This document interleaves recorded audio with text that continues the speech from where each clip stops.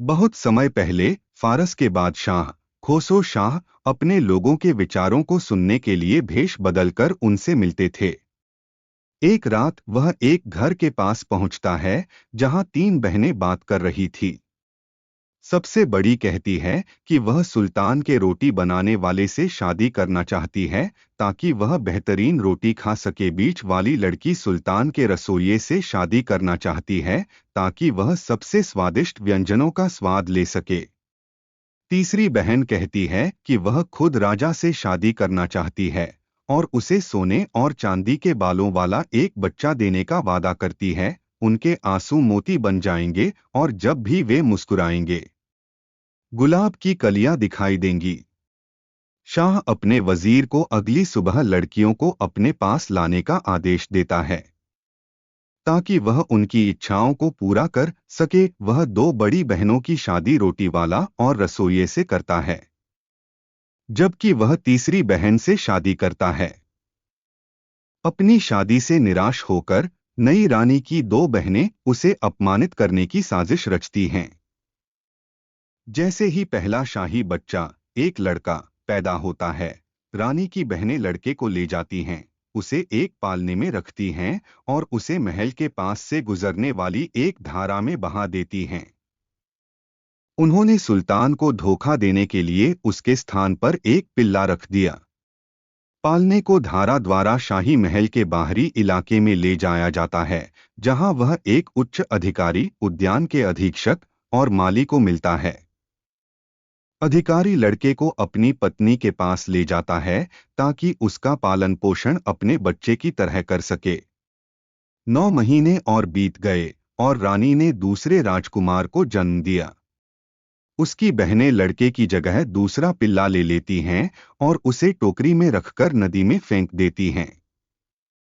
हालांकि छोटे राजकुमार को राजा के माली द्वारा बचाया जाता है और बगीचों के अधीक्षक द्वारा उसका पालन पोषण किया जाता है।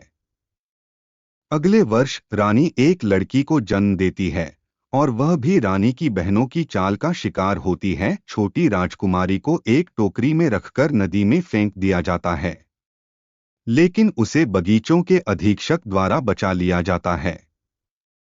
अपनी पत्नी के झूठे वादों से क्रोधित होकर सुल्तान ने उसे महल से निर्वासित करने और मस्जिद के सामने एक छोटी झोपड़ी में बंद करने और मस्जिद में जाने वाले किसी भी व्यक्ति को उसके चेहरे पर थूकने का आदेश दिया।